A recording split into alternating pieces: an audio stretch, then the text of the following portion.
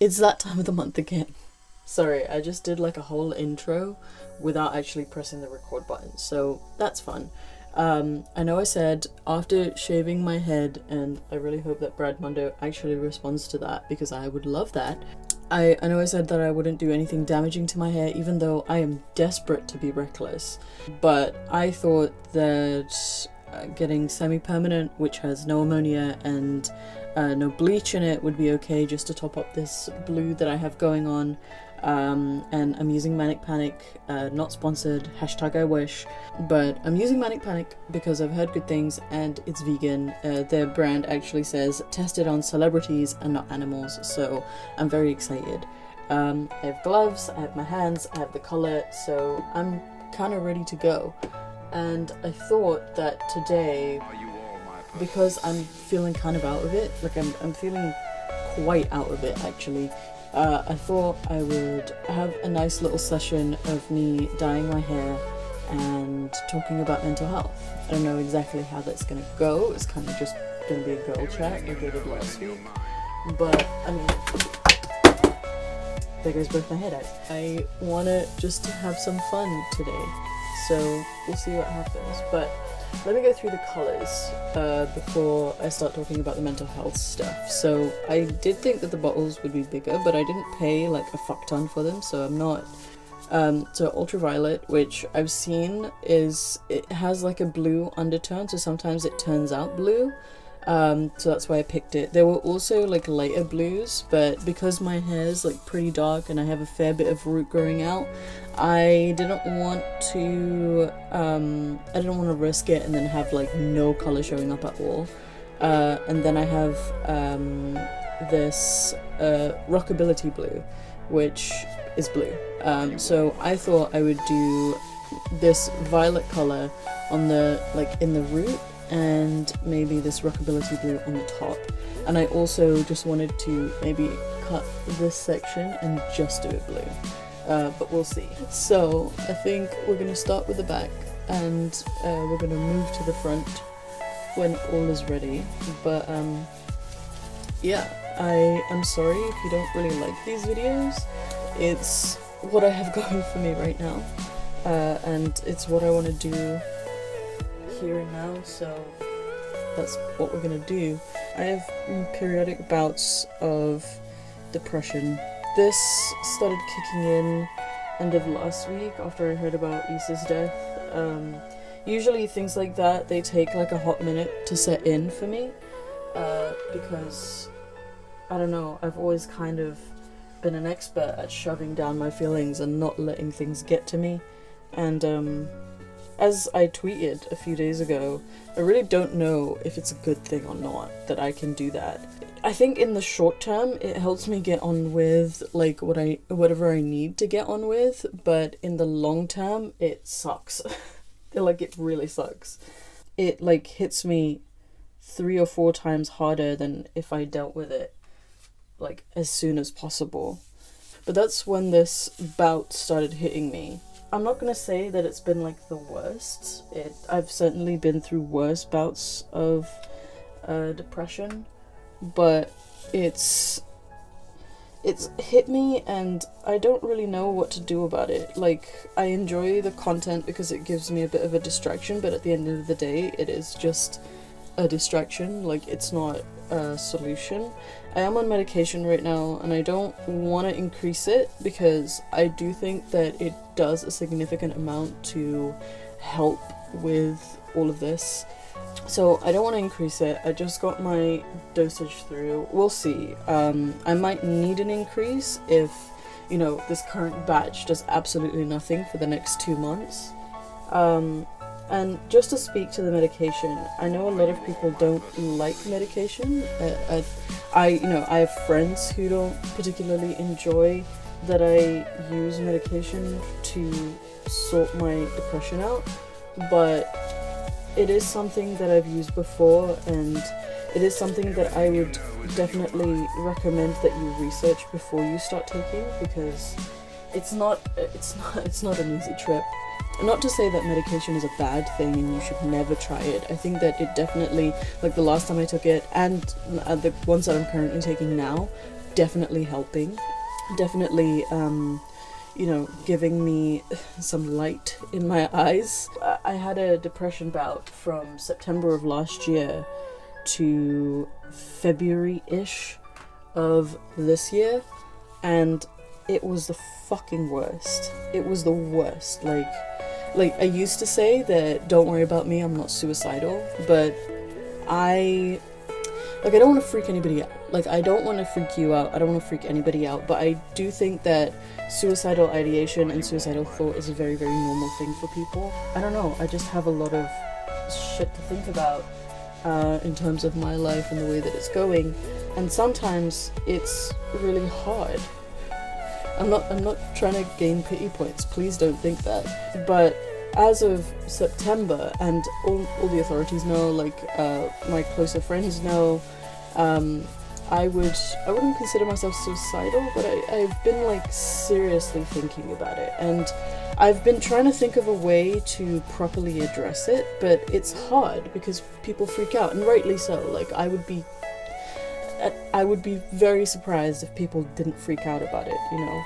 I would prefer if you didn't, personally, just because I don't want to be treated differently just because I think in a certain way. Oh, this is a look. Just because I think in a certain way, I don't necessarily want to be treated differently. And I think that, you know, the taboo of talking about having suicidal ideation and thinking that you want to die needs to sort of fade away, just because I don't think it should be a taboo, since it's pretty commonplace for people to think like that. I don't know, maybe I'm talking out my ass, but that's what I think. I think that having these ideas and thinking that, you know, I want to die is not necessarily like a crazy thing to think. It's something pretty normal, and I think that everyone thinks it from time to time. Please don't worry about me. You know, my closer friends are aware, my GP and my local services are aware. It's just that this lockdown isn't really quite helping with the whole, you know, what am I doing with my life situation. So I'm struggling a little with it. It's not something that I would say, you know, absolutely worry about, because that's not what I want. That's not what I want from anybody. And everyone I've kind of told this about, and I've told quite a few people about it, because you know, that's what they recommend you do. If you're having like these ideas and you don't feel safe, let people you love know, so that they can, you know, comfort you and treat you in a way that is right and fair. I don't know, that's what they recommend. Like, I always research things, and realistically I don't see myself doing anything like that destructive, because I genuinely enjoy life, I enjoy living. Maybe that's not saying much, because it's like, yeah, duh, Faye, like, who doesn't enjoy living? But, you know, it's something that I genuinely enjoy. Like, even all of the bad shit that happens to me, like, it doesn't faze me as much as I think it should sometimes. But yeah, so I had like a super, super bad, should we call it a trip? Let's call it a trip. I had a super, super bad trip from September with my mind, just because it, like, I don't know what the triggers were there. I think it was a little bit of like, I didn't like where I was working and no one was helping me.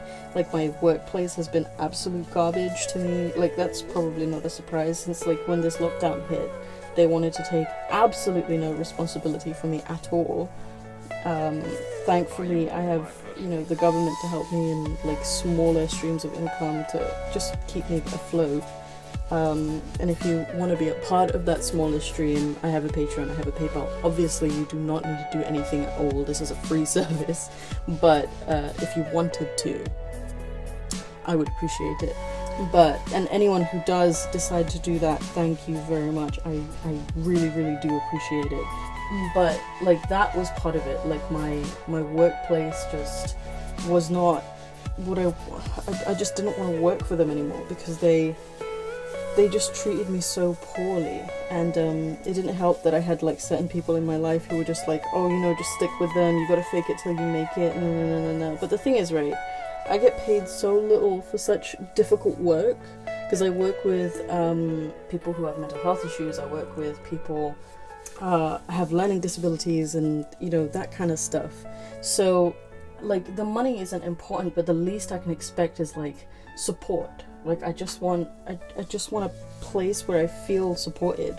And I really don't think that that's a lot to ask from a place of work. Like, I'm not saying that you have to sit there and hold my hand every time I have an anxiety attack. I would never ask that of anyone, not even my closest friends. Even though I know most of my closest friends would do that for me because they're wonderful people. But, I just don't think it's a lot to ask of somebody to tell them, like, hey, I have this question about my paycheck. Can you do this for me? And then they're just like, no, you gotta figure it out yourself. Fuck you. You know, like, I just don't like that. And I would love to put my work on blast right now, but I have decided that I will only do that once I officially leave, which will probably be in September, since I'm looking into other agencies for the type of work that I do, and I want to stick that kind of work out because I do genuinely find it quite rewarding in and of myself. I just want a better employer, so I'm looking at other agencies that, like, do the same thing. I don't know how this hair is going to turn out, but I mean, it's blue and purple, so fuck it, right? We're just gonna do some of this. But yeah, I think that's where my bouts, like, started, because I was just so miserable in September, because my work just wasn't helping me. One of my contracts got fucked up, and I didn't really get any compensation for it, especially since that contract was so good and they dropped the ball on it, and I just did not get any kind of, like, reimbursement or even just, like, an apology, you know? It was just, like, glanced over in such a awful way, and I genuinely hated it. And I don't know, it was just shitty for them to do that. We're gonna let this sit. And also, it's just hair. Like, my plan for the last time was just to shave off my whole head if it didn't work out, and that's still a solid plan. Maybe not for this time, but if I was doing something a bit more extreme.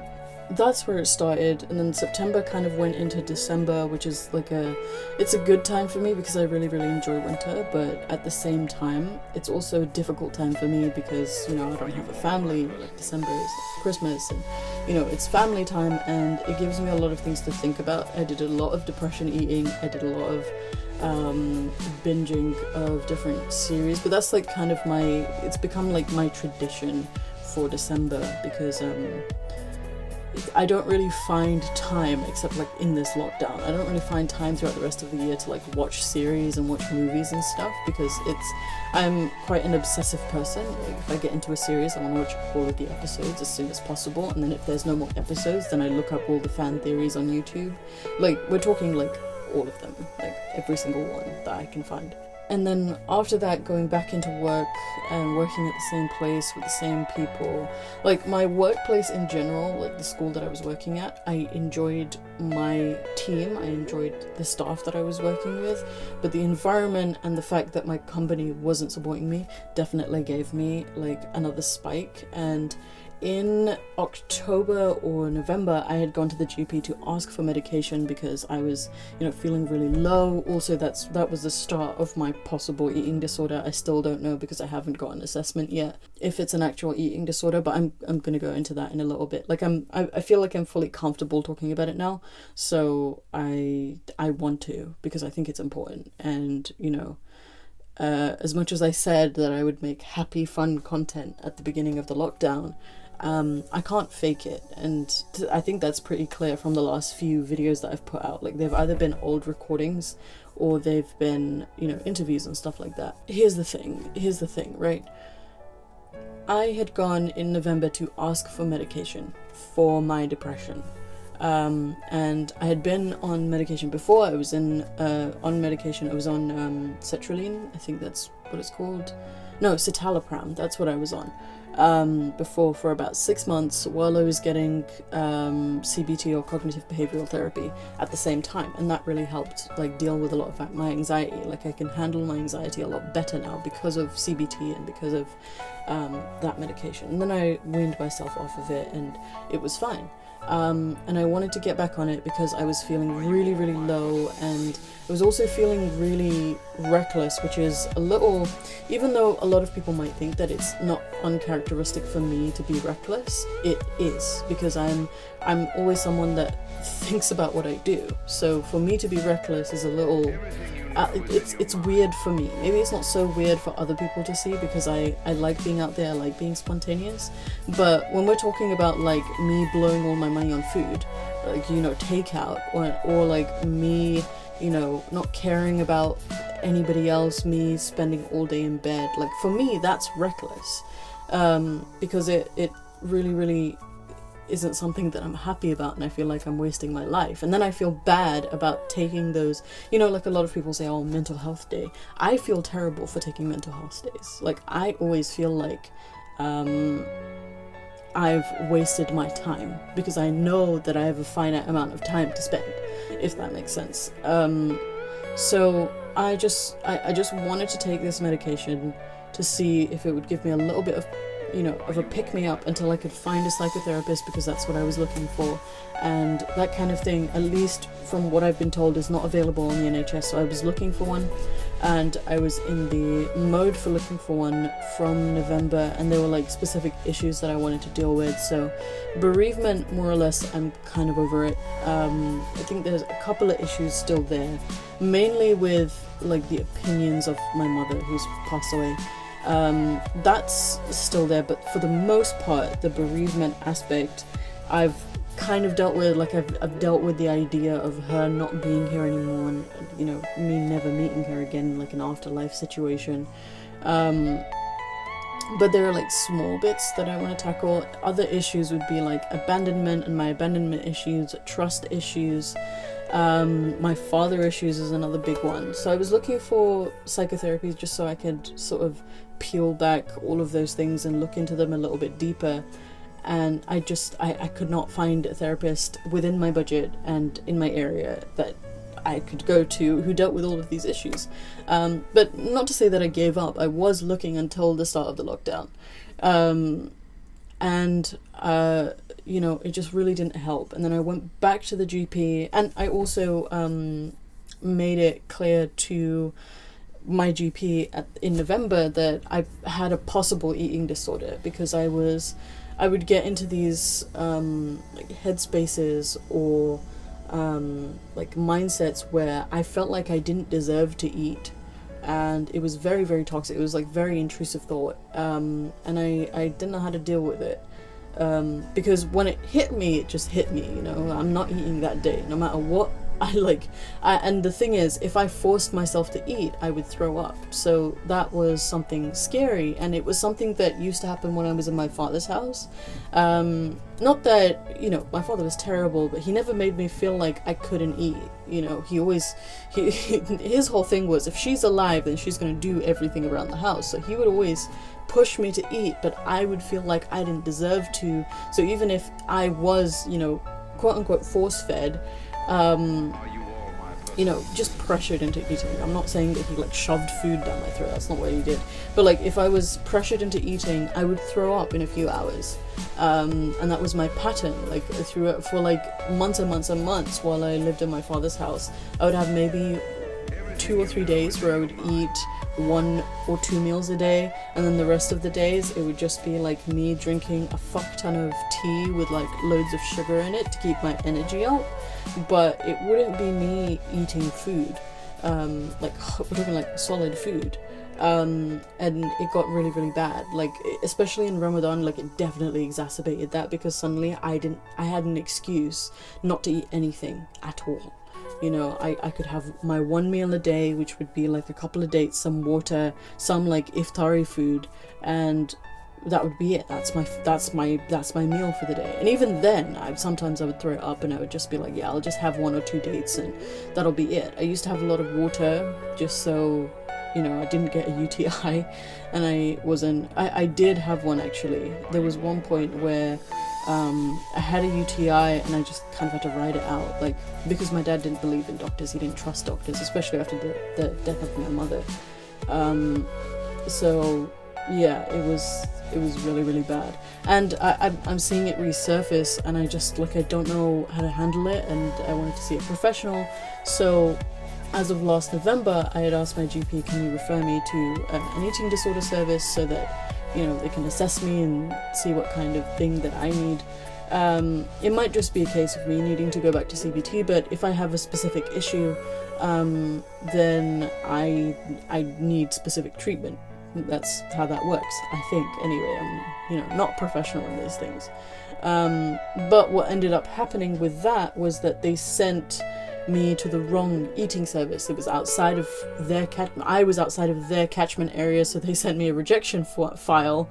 Like, they sent me a rejection letter, and that, you know, there was another downward spiral about that. I called up my GP, I told them what happened, and they were like, okay, we'll re-refer you to the one that has you in their catchment area. And I never got a response for them for months. I still haven't gotten a response. And then, I mean, it could just be because of the lockdown. I don't know. But in January or February, it was around the time of my birthday, I went back to the GP because I was filling out a couple of forms for university. I wanted to see if I could apply for some student loans and stuff like that, and they have support for people with mental health issues and things.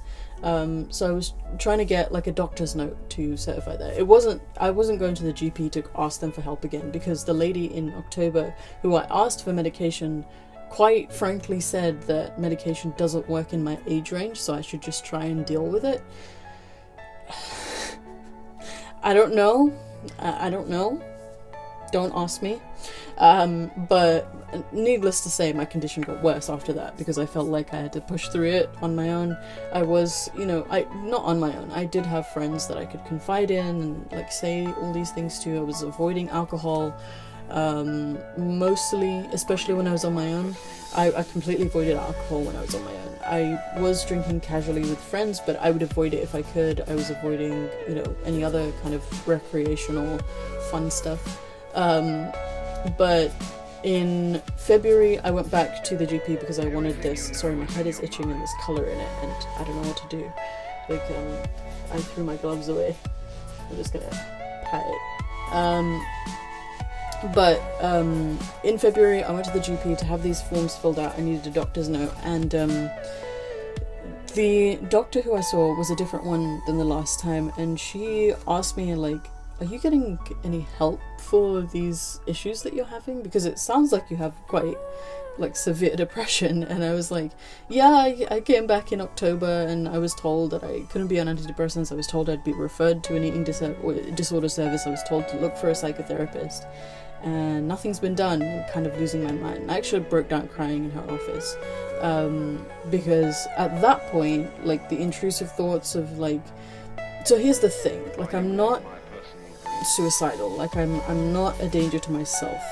I don't want to say yet, because that would imply that I will be, but I'm not. But I have intrusive thoughts. So sometimes there will be, like, these thoughts that run across my mind where it will be like, oh, you know, you're such a failure, or you know, you don't deserve this, you don't deserve that. Like, if you died right now, who would miss you? And like, it's been pretty normal for me to have thoughts like that, but I've always had an argument. Like, I've always had, like, oh, I have to do this, or I have to take care of this person, I always have to do that. But the first time in a long time, I didn't have arguments, and that was fucking with me.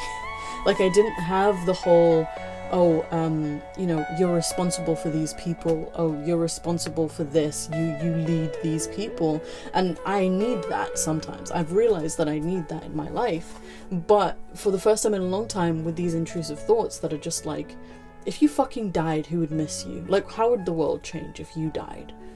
And I just didn't have an answer. Like, for me, the answer was, there would be no change in the world. Like, yes, some people would miss you, but like, would the world miss you? Like, have you made such an impact on the world that if you just disappeared today, like if you just fucking died, that the world would change significantly. No, like, and that's where my brain was, and I was telling her about these intrusive thoughts, and at the moment, at that time, it was too painful for me to like verbalize, because I hadn't told anyone. This doctor was the first person that I told, and I was just kind of like, I have really dark thoughts, and sometimes I just don't have answers to them. Like, I'm someone who doesn't even self-harm, except for the eating thing. I guess you could call that self-harm. And I guess, like, you could call this, like, me cutting my own hair and shit. Like, that's a little bit erratic. But I'm someone that has never, like, truly self-harmed. Like, I've thought about it, but I haven't, like, I've never drawn blood or anything like that.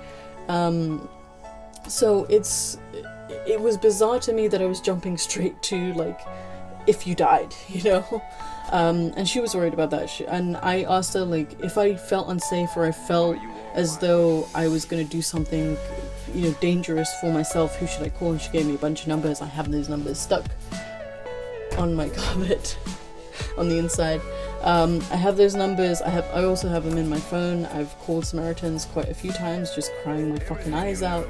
And again, like, I really don't want anyone to pity me. I feel like this is a really normal thing to talk about, and we should be talking about it more. I think the stigma needs to be removed from this subject entirely. And I just want to talk about this, like all of my issues, in terms of the lockdown. Like, when the lockdown first hit, I have to say that I was very, very nonchalant about it. Like, I thought to myself, like, if I get it, it's fine. Like, I can't really pass it on to anybody, and, you know, I'm still pretty young. I'll probably just work it through my system and everything will be fine. And if I die, I die. Like, that was my whole outlook on it. But I think and at the beginning also, I felt like I had a purpose. Like, I am going to entertain everybody, and that's going to be my role. Like, I'm going to put out a video every day, I'm going to live stream as much as I can, and I'm going to entertain people. And that's going to be, you know, I know it sounds way more grandiose saying it out loud, but that's where my brain was at. Like, I have a purpose, I have a role, I feel like I'm doing something. You know, I have a cause. That's what it felt like. But following that, like, now being in day, 67, this was another thing. Like, me doing these videos every day helps me, because it helps me keep track of the time, because numbers drive me crazy. And if I was, like, marking it off, like, I have whiteboards here, if I was marking it off here, it would drive me insane. So this is a good way of me keeping track of the days. It's been 67 days, and, like, being at day 67, I have to say that, and, you know, hearing of a death of an acquaintance / friend, it's kind of brought back the spiral of, like, what am I doing, why am I doing it, why am I here? And I'm not going to say that it's driving me crazy, because, again, like, I can't, if I'm losing it, I can't fake it. If I'm a little bit depressed, I can fake it. I can pull through a day and it'll be fine. But if I'm absolutely, like, if I'm in full existential crisis mode, cannot fake it. It's not possible. Not going to work out. But yeah, like, I'm holding it together. Another thing is like, it's really hot. Like, it's really fucking hot, and I hate it. I need to bust out my fan. Like, I really don't like the heat.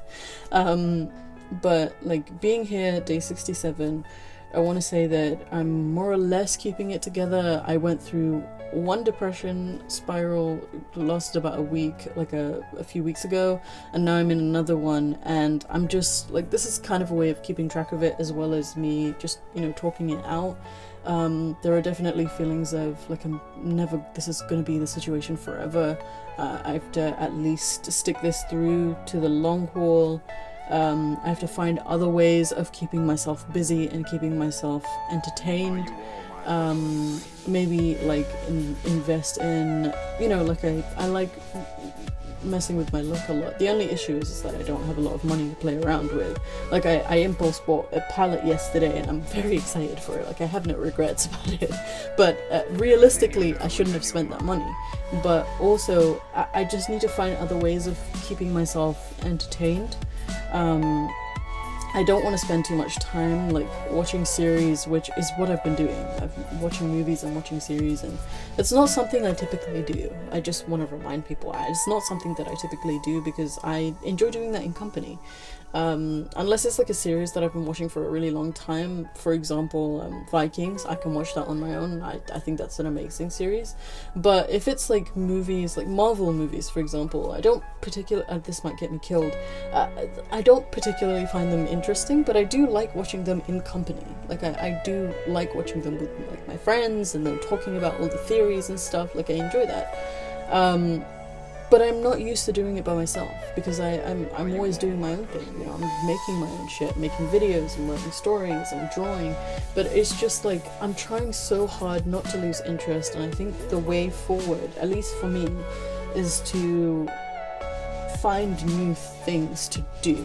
You know, in a week's time, it would have been Comic-Con, but Comic-Con's been cancelled this year, so I think I'm gonna do my cosplay for you guys. I'm not gonna give you any hints about what the cosplay is.